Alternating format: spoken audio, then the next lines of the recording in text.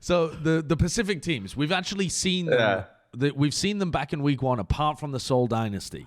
So let's go back and take a look at this subdivision and see kind of where we expect it to play out. Because we saw San Francisco Shock played 1 match against Dallas. We saw Valiant play 2 matches, one against Dallas and one against the Gladiators, and they're playing this week. The Gladiators playing against Valiant. We've got that inter-LA battle. The Shock are playing against Seoul, which should be huge as well. But before we do any kind of predictions or talk about the matches, like how do we think these teams have still look when you look back at them? Because the Shock, when we first looked at them, was like, oh, they look a bit shaky, but they're okay. But they kind of clutched it out against the Fuel, and we haven't seen them since then. Should we still be thinking about them as the champions? Yeah, I do. Yeah. Because like Sinatra didn't play the May very well, and then they just kind of went away from that, and they just started pummeling Dallas Fuel. And I think they're going to be even stronger in hero pools as well. So I think San Francisco is going to be insane. I think Seoul Dynasty is going to be insane as well. Yes. I mean, this first matchup is going to be nuts. It might be one of the best matches of the season so far. It could also be a flop. I could see it being a bit of a flop. With San Francisco and Seoul? Yep, I could see Seoul flopping, bro. The amount of social media posts I've seen of gesturing in just out and about, bro. Santa Monica Beach. They're just having too much fun. You know, they need to concentrate on the game. Well, there won't be any more. They're in quarantine. But I will say this. I think it has potential to be a good match. But I wonder if Shock... It's funny that you guys are of the opinion that they are still the defending champion team. They're still the most dominant team. Because I recall in earlier episodes, you lot were saying, nah, they're not really anymore. What? Who? You two. Everyone, I think, was a consensus apart from me. I was the one defending Shock, but everyone seems to think that they look sloppy. Yeah, I mean, I think they did look sloppy. I think also to kind of play devil's advocate here, they have also... Whenever we've talked to other players that have played against the Shock in scrims and stuff, and whenever the Super was doing interviews, he said that they aren't really playing that tight, disciplined style anymore. They're just kind of winging it. Like it's a lot of improvisation. It's a lot of relying on their individual read of the game. That kind of stuff might be great in hero pools. That might be a great system that works for them. But this is going to feel like a very different team to the one that we saw last year. They've got an incredible amount of skill on the roster, great coaching staff, all of that kind of stuff. But to expect them to be mega dominant, I think is wrong. Yeah, I think expecting anyone to be dominant this year is going to be tough with the circumstances. Hero pools and online play and whatnot. I still think the Shock are the strongest team though. Like if you were to have a 20-team playoff, like and just gonna go down the line of the rosters, they would be one of your top 2-3 teams that you would expect to be there at the end. This is such a weird thing to say, but if the season played out as it was meant to, I would agree with you because the teams would be traveling a lot, the hero pools would be changing often. Right, and the teams would have less time to practice. But now that they are, like it's the same points we've already brought up. The teams are in one location. They can practice a lot. They can scrim against very good teams on a regular basis. They're not moving about. They're not traveling. The conditions are mimicking last year more than they are the new weird fluctuating schedule. You still got hero pools, but they're now much more consistent. Because there's much more likelihood that they ping pong back and forth between two metas. Yes. Because the probability increases of a hero being selected based on play rate. One of those metas is the May McCree stuff that they've already shown to be a little bit sloppy at. Yeah, but I think we saw with the San Francisco Shock to defend them here, they weren't always a powerhouse team with GOATs. It took them a bit of time to get... all of the gears oiled up, WD-40 up in that They started the league as the third best team, and then they became the first best team within 2 months. It looked a little bit iffy, but I think once they get a grasp of how they're supposed to play both of those things, once maybe Sinatra gets a bit more practice, maybe Sinatra's subbed out. You got to remember this is a team with a deep bench, with plenty of talent that could possibly take up the mantle. Rascal, I'm not sure why we didn't see Rascal's May coming out. They have so much available to them that I cannot see. I completely agree with you, Matt. I cannot see an outcome where they do not become the most dominant team now. That it seems like the conditions are rife. There are 20 weeks left. There are 20 weeks left. Like there's so much time for them to And they're practicing in that bubble with very good teams. I've just remembered some juice about the San Francisco Shock that I'll have to dig into for future episodes. I haven't told any of you yet, but I've got some interesting juice that I'll have to see if it still holds up now that everyone's online. Because I think it might have stopped something happening.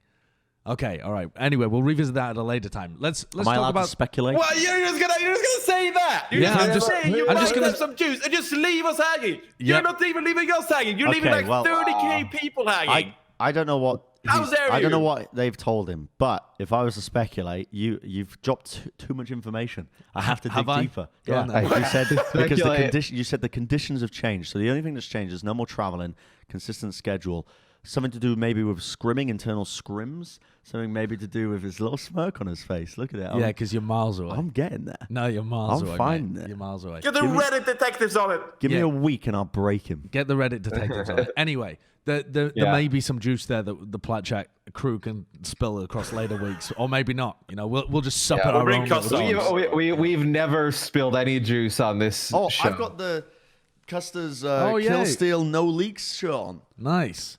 Oh, you got the Custer shirt? Custer collab, yeah. I've spilt something on it. Looks like something. I'm not going to comment on what it looks like, but all right. Let's talk about the two LA teams because we haven't seen them since week one as well. Yep. The Gladiators only played one match. They played against the Titans. It was a 5-map series. Good match. And the Titans played against both LA teams. So it's like we've got a little circle of who the hell knows here.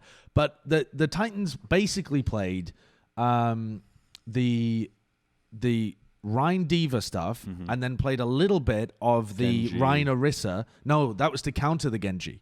They didn't play the Genji themselves very much at all. Vancouver? They didn't? No, Gladiators I'm talking about. Gladiators. Sorry, I'm jumping. No. So how good do we think the Gladiators actually are going to be this season? I like think the they're gonna be Gladiators. I like this team. Yeah. I like the roster. I really like Jaru. Remember back when we were doing contenders in Denver, he was like lights out. I think he's like a really like high upside, like younger player. The tanks are good with Space and OG and Cloudy. I think it's still like, let's see what happens with Birdring. Like maybe if Birdring doesn't have to travel and can just play from the comfort of his like apartment, he's like way less prone to just being like burnt out and unhappy. So maybe there's a chance that he stays. Yeah, I think you have to look at the tanks.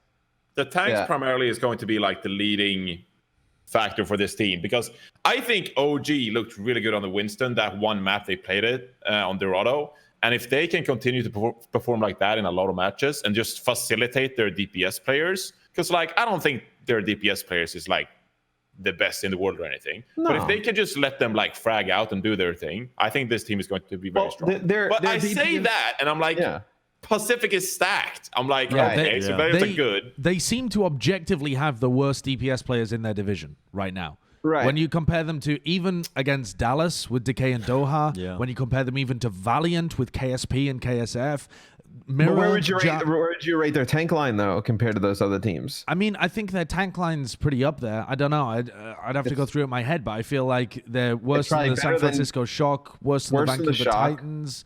But maybe at that point, like maybe third out of their group of 6. And then I think their supports are still Soul Dynasty though. I forgot about Soul Dynasty. So no, fourth. Fourth. It's incredible as well though because Gladiators. Imagine if they were in the Atlantic Division. I think they would. Oh, they would probably roll. Yeah, they would. They'd be doing okay. Yeah, I think they'd be in the top 5 out of however many teams there would be. They'd probably be around where Paris is. It's so interesting though because we're not going to get the answer to that question at any point during the season now. Like for months, like we're going to be speculating. Oh, how would Gladiators do if they were in Atlantic? Which imagine how hype it would be at the end. Yeah, when they all played against each other. They crossed over. It would be like. No, don't play each other, and then our power rankings becomes like the whole episode, and that'd be awesome. The speculation, though, the build-up to it would be immense. It would, yeah. Viewership through the roof. Esports is saved. Dude, I can't wait for these Pacific Division matches to kick off because they're gonna be oh my god so close every week. Yeah, they are. Like, do you think do you genuinely think that Dallas are going to get shit stomped? Like everybody's making the assumption that Dallas are going to get pooed on. They won a map off the San Francisco Shock, and then they looked all right in their game against the Valiant. I will say this. I know that Dallas has like world-class facility, like everything's set up for them to be able to play online and be extremely comfortable and whatnot, where I don't know what the setups for all of these teams will be like. Dallas Yeah, are playing Dallas- at home. Right, Dallas has a sick setup though. Oh, they're Well, not gonna play. in the Oh, they're gonna office. play. They're not gonna play from the office. I think Gotcha. every team is playing at home now. Gotcha. Obviously, none of them are going to be traveling out to an office and playing next to each other. Right, I Too just much was. risk. They're all I playing at wasn't home sure as if far as I'm everyone aware. was like if everyone lived with each other or whatnot. So Just remembered some more juice. Titans juice. It's so juicy. Oh well, More- more. I'm just- hungry. More I'm fucking starving for it. baiting. yeah, more hidden juice. We'll dig. We'll see what we can split. yeah. But Talking about Dallas, I yeah. think it comes down to Doha, honestly, because we know DK is incredible. I have some questions about the tank line, but it comes down to Doha and if he can perform, because I mean we've mostly seen like Sombra and Doomfist out of him, and we need to see some more heroes coming out of him and see that he can perform on other heroes. So if Doha can perform really well, I think the roster is pretty good. I'm not as harsh on the support line as I know you are, Joshua, but I think Doha they've has given to up the perform, will in to my live. opinion.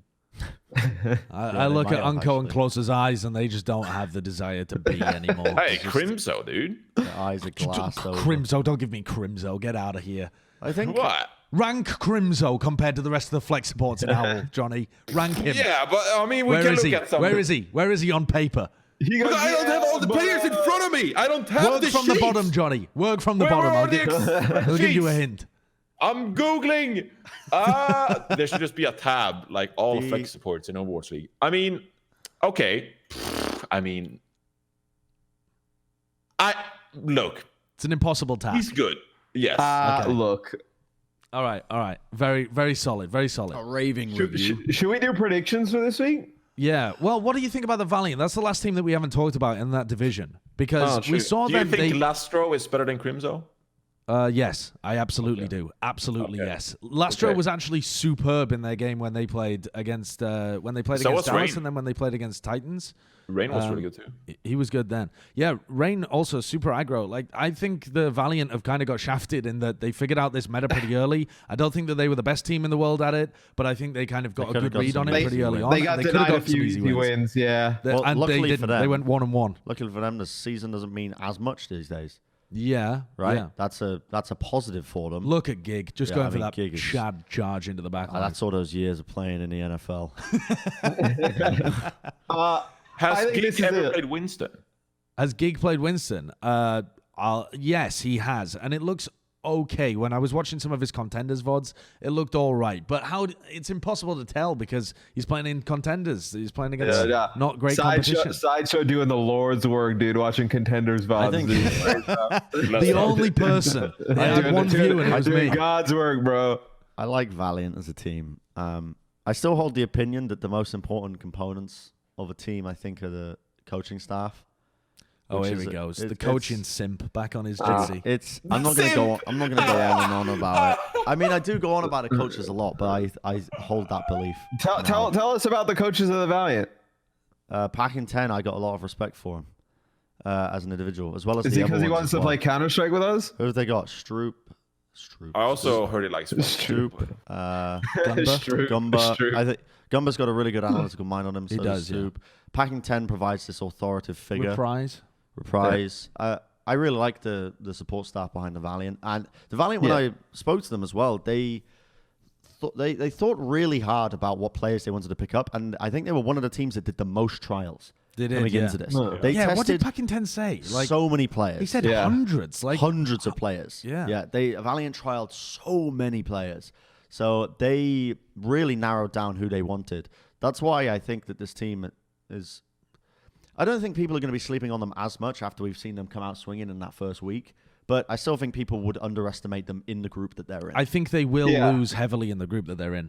I think that they had a good read on the early What have they got meta. again? Gladiators, But- Shock. Shock, Soul, Soul. Gladiators, Titans. I it's gonna put be rough. those every day of the week. Even if Valiant's having a great day, they lose to all four of those. I do think though this is then another Dallas. case of why most, if not all, of the teams should make the playoffs. Because I think the Valiant could be a team that could make noise, right? With a good Yeah. coaching Yeah. staff and some Valiant- good like younger players. Like Yeah, I never want to count that team out, though. I feel like No. even watching them week by week basis, you never know. Yeah, I've developed this Valiant syndrome where What I'm if- like, what if we they did the might playoffs? upset again. Am I sleeping on Valiant? What Oh if no, we did here comes McGravy on What if we on did Twitter. an 18 Oh, no. an 18 team playoff and just eliminate Florida and Boston? What, just off the bat, without any Why? reasoning? The Florida's not even that bad, Matt. What? Bro, if you were going to get rid of 2 teams at the bottom, it would be Boston and Toronto. The thing is, Yeah, you true. can't, Leave my boys. Leave there my is boys no in Florida system there. for Yeah. selecting the bottom teams. Yeah, you can't. Because either you select like the bottom from each group, and then that's just screwed because you have to remove one of Well, the why not? Asian groups. For every 3 losses, we put a ticket in the ticket machine thing, and we spin for it. Why not?